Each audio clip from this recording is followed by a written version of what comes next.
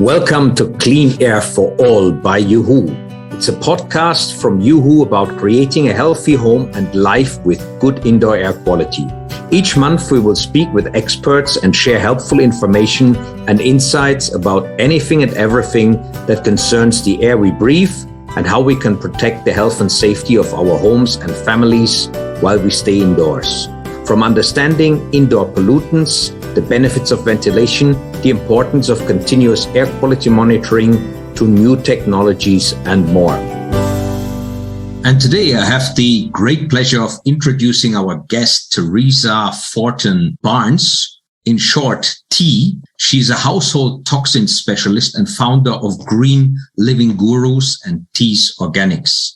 She also hosts her own podcast, a show called Green Living with T. She's a passionate advocate for toxin-free living. She lives her mission to help as many people as possible to avoid chemicals that are causing cancer and other illnesses. She graduated from Ithaca College with a degree in management, minor in health studies. Through Green Living Gurus and T's Organics, she advises people about the harmful toxins that lurk in their everyday living environments and recommends alternative products that are not only safer, but healthier for their family, pets, and the earth. That's great. And that's excellent. I'm really looking forward to hear from T herself about her background. And I'll introduce briefly this month's topic. We'll be discussing what it takes to create a healthy and non-toxic home. While it may seem overwhelming and worrisome to think about it, the truth is our modern lives can actually be filled with products that are harmful to our health and our safety. Family, ourselves, many everyday items contain toxic chemicals that can have harmful health effects. We bring toxics into our homes and inhale them through our consumer activities and exposure. We are exposed to them every day, from phthalates in synergetic fragrances to noxious fumes in oven cleaners. In the United States alone, over 84,000 chemicals are sold, of which 15,000 are used in high volume. Only 200 of these have actually been tested for safety and only 5 have been banned due to toxicity. The average US household contains about 62 toxic chemicals. According to research, ingredients in common household products have as well been linked to asthma, cancer, reproductive disorder, hormone disruption, and neurotoxicity. So a lot to cover today, T, and welcome to the show. Maybe you can start off with sharing a little bit about your background and what actually brought you into this subject matter. Yeah, sure. Thank you for having me. Yeah, so I am in Buffalo, New York, which is where I grew up and was raised here. I am 59 now, so I grew up in the 60s and 70s when everything was about fast foods and cleaning with chemicals and making things shiny and making things better in your home, supposedly. And my mother was way ahead of her time because we shopped at a little co-op called the Lexington Co-op. She worked there, all organic food, farmers markets, and we all had to clean on Saturdays and no chemicals were coming in our house. It was just vinegar, water, and soap. And even scrubbing the toilets was with baking soda, which you can still do today. So that's how I grew up. That's how I knew life to be. And as I started getting a little bit older, I realized that we were kind of not the normal ones. We were the abnormal ones. I was called the granola head at home. And because people just, why are they not going to Burger King and McDonald's like everybody else is, or pizza? And we came home from school and we had fresh fruit on the table or hummus or fresh food that she would make all from scratch. And then I started realizing like, God, all this other stuff is so unhealthy. And when I went to college in central New York State, I had a major in business and a minor in health. And I was on a mission to open up a big supermarket so everybody could see how wonderful all this stuff that was available to us in these little health food stores instead of all these chemicals and all these fast foods and TV dinners, right? I wanted to open up this big supermarket that everybody knows now as Whole Foods. but I had nothing to do with Whole Foods, unfortunately. I came out as a party planner, which I was planning parties in high school. My parents did not know that, but I was at their house and in college. And the party planning business in the United States was just beginning. So I've been planning parties and weddings and festivals for 37 years. But through those 37 years, I have been helping people on the side, just how to help them detox their homes, getting them to realize what is out there. It was a word battle for all the years. I mean, the amount of looks I got on faces, like, what do you mean you're eating organic milk? I'll never forget the person that said that to me. And then why you're not cleaning with Clorox and 409. Well, it was a battle. And I only fought it as hard as I possibly could, because I was doing this on the side. And then cancer patients started coming to me to help them realize where these potential carcinogens are entering their home. So I did that until 2020. And just prior to the pandemic, I said, I'm 57. I want to do what I set out to do in my life. And that was to help people live a healthier, cleaner, greener life. And that's where I am today, 2 years later. Pandemic hit. My event planning business is no longer, because there are no more events. I mean, it's slowly coming back, but I concentrated on that for 2 years. So that's where I am, just so you understand where I'm coming from with all of this. And then I created a product line that you mentioned, Tease Organics. And so here I am now helping people full time. Wow, amazing. That's an incredible story. And maybe you were ahead of your time in those days. And then thinking about all the parties and events that you've organized, just on that side topic, might be of interest to our listeners as well. How did you actually make that happen in an eco-conscious, non-toxic manner? I mean, were you able to convince your clients to get away with not using balloons or whatever else that might not be the most sustainable solutions? Well, that was a battle too, of course, all the time. I tried my hardest. I was a one-man band per se, because I'd be the one after the event, don't throw any food away. We're taking it to the homeless. I would deliver it myself. Now they have businesses that'll come and get the food. Recycling was a big thing for me. Definitely no balloons. There were some clients that I cringed and they fought me on it. But it just, it's their money, it's their event. So, but yes, I help as much as possible. Fundraising, when I do fundraisers, I try to get them to not just donate to the Cancer Society for research, but let's donate to something that will help prevent cancer. And so I got some of my clients to think that way as well, because everybody wants to raise money for prevention, but not a lot of people are looking at it for research, but not a lot of people are looking to raise money for prevention. So I'm all about prevention, not just cancer, all illnesses. That is great. I love that approach. And it was really given to you by the style that your mother had already in those days to really focus on the natural and the healthy style of life, food, and everything else that you guys did. Amazing. Now, looking at your customers and their experience, particularly maybe starting off with cancer itself, which is, I sometimes think, hey, 100, 200 years ago, how many people actually had cancer?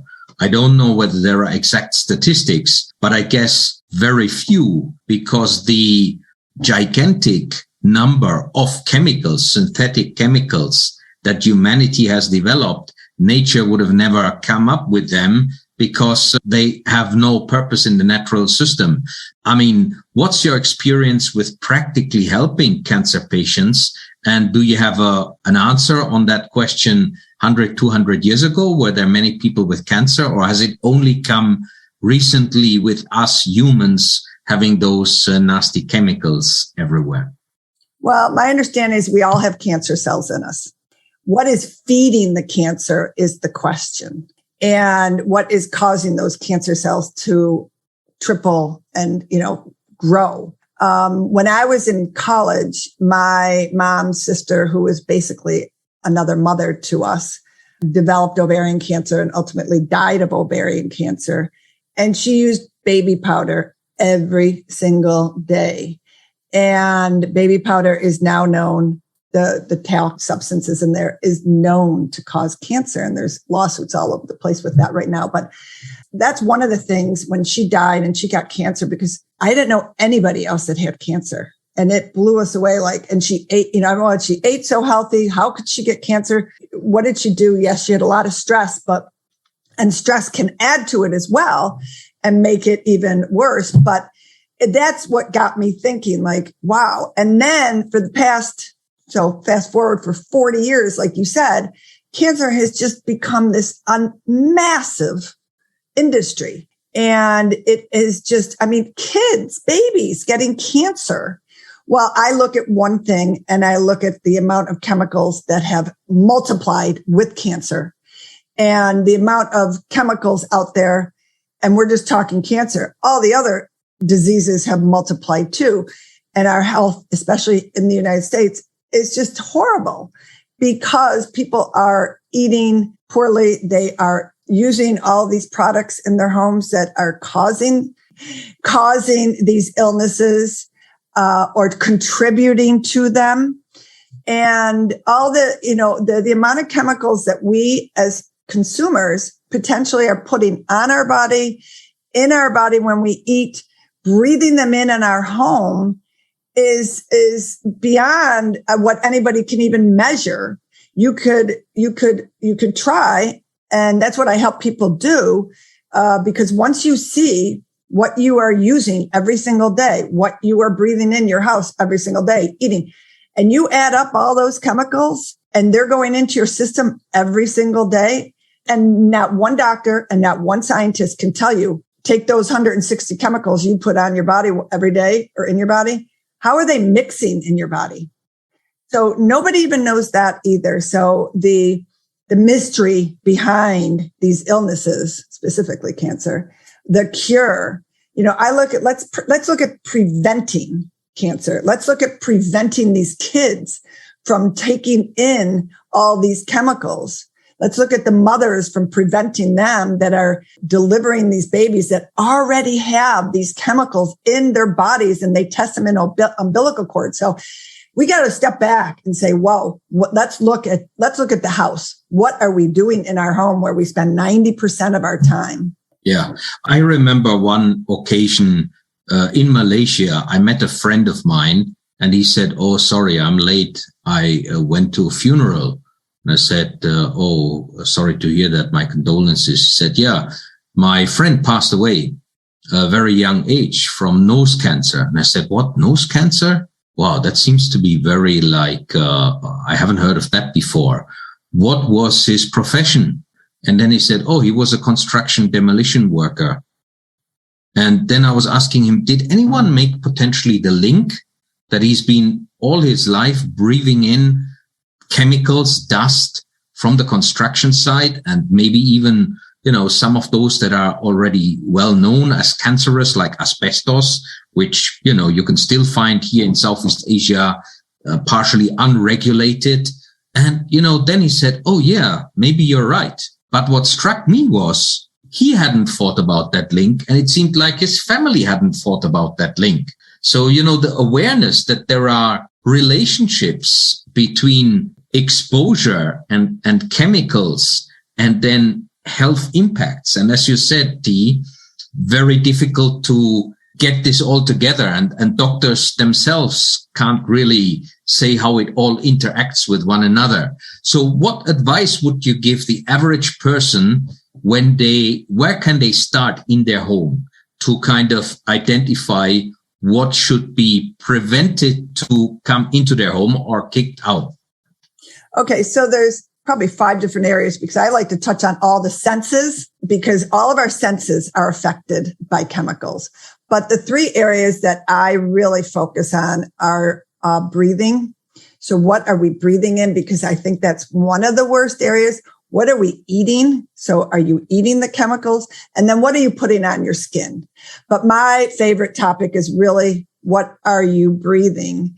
Because our indoor air in the United States and probably around the world pretty much is typically 2 to 5 times more polluted than the outdoor air. So people think outdoor air is potentially polluted. Our indoor air is polluted.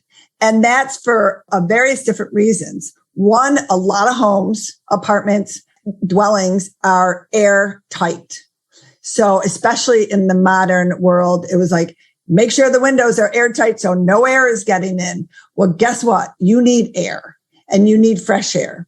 So that is one of the issues. But the biggest issue is all of these chemicals that they are either spraying in their home, that they're burning candles, that they're using in toxic cleaning supplies, laundry detergent, anything perfumed or anything with fragrance.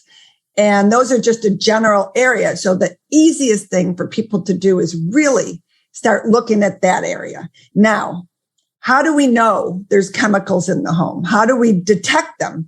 Well, thankfully for uHoo, we have an indoor air quality monitor, which I am a huge advocate of. Let's start with figuring out what is in your home. So when people are sick, they get blood tests, right? The blood test will show them, cholesterol, blah, blah, blah, blah, your food. Well, let's do that with the house. So this is sort of like a blood test for the house when you have an indoor air quality monitor. Let's test it. So because your breathing is probably one of your most important things that we have as human beings. We need good, clean air. And so we start with that. Then we look at that and figure it out. What is causing you to have this toxic air in your home? And then we start to go down from every room in the house and figuring out where could these VOCs, where could the formaldehyde be coming from, radon, and figuring out what could be causing you to have this toxic air in your home, and then taking it from there. And then we start to do the fun stuff, figured out, let's get your air clean. So you've got to step back. A lot of people like to detox right away. Oh, I want to detox. You can't detox until you figure out where the toxins are coming from. Because detox is, right? Understanding where we are, what is our current situation, making like a baseline assessment or an audit, whatever else we call it in business terms. And you're right. Nowadays, so many buildings, you can't open up the windows properly anymore, especially office environment, even worse than the home environment. Hotels. Yeah. Now hotels have it's crazy. Yeah. I used to live in a place in Malaysia, and I could only open up the window like 2 centimeters. And I basically was so suspicious that the air was bad because I couldn't really turn the air over effectively. And I asked my friends, oh, hey guys, can you recommend me an indoor air quality monitoring service? This was 20 years ago. I mean, we're talking about where we didn't have the beautiful IoT device like uHoo already. And it was difficult to find a guy. And that guy that I then found, he told me, hey, why are you doing this? You're the first ever client that is not commercial client. You don't need to do it. There is no law that I have to go into your home. I said, don't worry. I want to do it because I want to know whether I'm killing myself, because I'm very suspicious here about the air quality. And then he came in with this big equipment, like 20 years ago, big box and all these devices. He said, okay, because you're my first residential client ever, I'll give you a big discount. But it still cost me like $200-300, like just the cost, quite significant cost for a one-time measurement. I'll reveal the results in our next podcast, where we will have to close anyway this session in about 2 minutes. So, and we will focus next time as well on how can we actually get rid of the pollutants once we identify where they are and what they are. But just as a maybe summary of our first session with UT here, based on your experience, what are the main sources beside the things you mentioned earlier, like the perfume and the cleaning chemicals? Are there any other issues that we really need to watch out for in our home? Well, yes. And building materials have become so toxic. Furnishings have synthetic They make them a lot with synthetic fabrics. Sometimes they're loaded with fire retardants.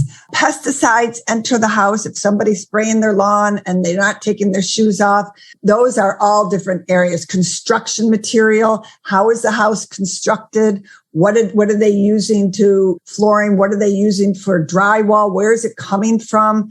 These are all things people don't think of. And unfortunately, they add to the quality of your indoor air. Great advice. Construction material, even refurbishing the paints that you're using, the glues that you're using. You might put adhesives, tile adhesive. Look for low VOC, zero VOC material. Otherwise, you're going to bring a lot of nasty stuff into your home. So these are the things that we will be looking at in more detail in our next episode. We'll be focusing on how can we then tackle the pollutants once they have come into our home. And I will reveal you how good or bad was my air quality inside of my home in Malaysia 20 years ago, when I was the first guy ever to get an indoor air quality monitoring done by this contractor who declared me for crazy because he was normally only working for commercial clients who were required by law to actually do this. So see you all again soon, and get ready for our next episode with some of those revelations.